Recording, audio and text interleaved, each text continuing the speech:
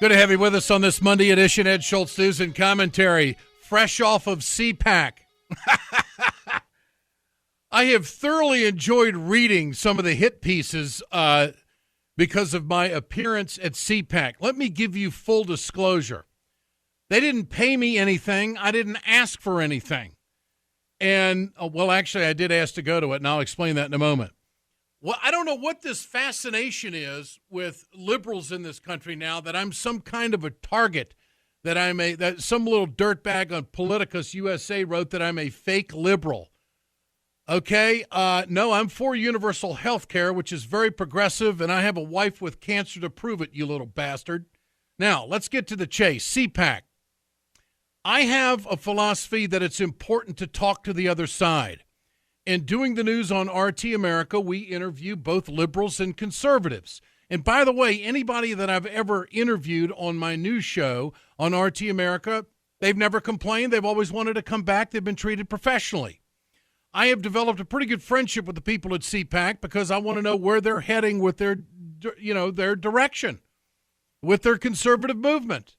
And I've had them on the air, Ian Walters, Matt Schlapp. And so this was months ago. I said, if you guys ever want a liberal to come over and talk on one of your panels, I'd be glad to be a part of CPAC. So I actually approached them months ago. They came back to me in the form of communication of an email and an official letter asking me if I'd want to be a part of it. And I said, yes, I did. I didn't know what my assignment was going to be. They asked to put me on a panel about trade because obviously I've covered a lot of trade issues in the last 8 years, actually more than that. So now I'm accused of pimping for Trump. I'm accused of being a fake liberal. Let me explain something. I was the only one on the trade panel that talked about unions. I was the only one that talked extensively about why we should have and did get out of the Trans-Pacific Partnership. I was the only one that mentioned collective bargaining. I was the only one on that panel that used the term middle class. So none of this would have been said at CPAC had I not shown up, and that's exactly what my mission was, to say things that they weren't going to hear. So if you liberals have a hard time with that, and you hit piece people out there have a hard time with that, that's fine. There's some media people that I will not talk to. There's some that I did talk to. And anybody that writes something nasty about me without interviewing me, then I have no reason to talk to them. So I got no problem with the coverage of my famous appearance at CPAC. All the quotes were correct. But I do take offense where I'm being attacked about what my core values are, and I'm some kind of a turncoat. I'm doing the news. I don't give commentary on TV. I give it right here. There was an accusation that I'm pimping for Trump. I was the only liberal there with straight talk to tell them why they won the election. And the reason why they won the election is because Trump spoke to those American white workers in Pennsylvania, Ohio, Michigan, and Wisconsin, where they had been outsourced and beat up by bad trade agreements. It was interesting over the weekend of the DNC Executive Committee voting to have a new DNC chair. Keith Ellison, before the vote, got up and said, if we're going to be the party of the working people, we got to be the party of the working people. Amen to that. The Clinton campaign never understood that. Maybe they took Michigan and Wisconsin for granted, their Democratic firewall.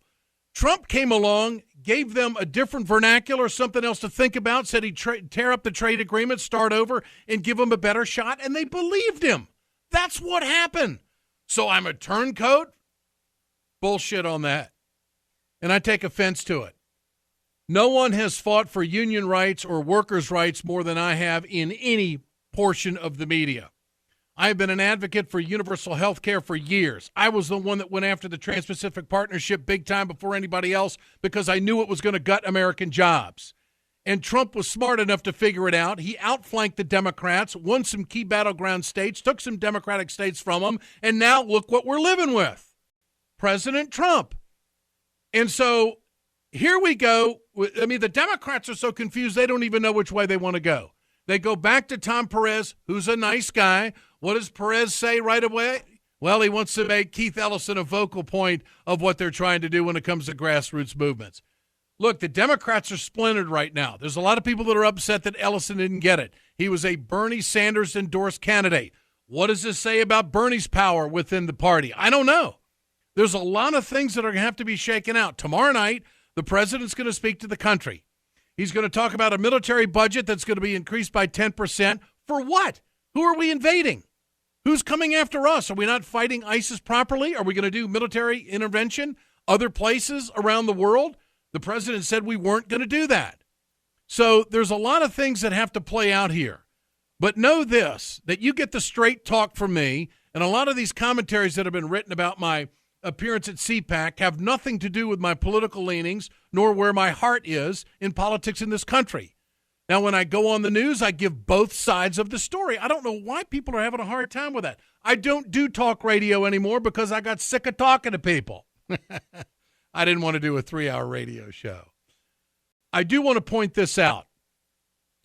God rest his soul, Alan Combs. I Googled Alan Combs over the weekend because I wanted some information. And lo and behold, there's Ed Schultz and Alan Combs, because I had mentioned on the air the other night that I had done his radio show. Well, it showed up on Google. And this was from January of 2015. And Alan Combs was asking me questions about Donald Trump. And I gave some answers that it was kind of spooky. I said that Trump was in it for the long haul. I said that the Democrats better watch out because he's talking to the working folk of America. I think that his talk about immigration is going to win the middle of the country. I said this back in December of 2015. You can check it out for yourself. And that was my gut instinct at the time. Lo and behold, that's how it played out. The fact is that we are going through real change. We got a guy who's not bought and paid for by any party. We got a guy who's not bought and paid for by any multinational. He's coming in Washington, and he's doing a political enema on the country. Nobody knows where he's coming from, which has got a lot of people scared. And in some aspects, I am. But this is what the country voted for. And it's the Electoral College that made the decision, not the popular vote. And until that changes, that's the way it is. And so the Democrats, as I said at CPAC, need to focus on making sure health care works, Medicare, Medicaid, and Social Security get protected and not privatized. Be brilliant on the basics. Trump was brilliant on the basics. He spoke to the working folk of America, and he told them what he was going to do to get their jobs back. That's what they believed in enough to make him president of the United States. Chew on that for a while. This is Ed Schultz, News and Commentary.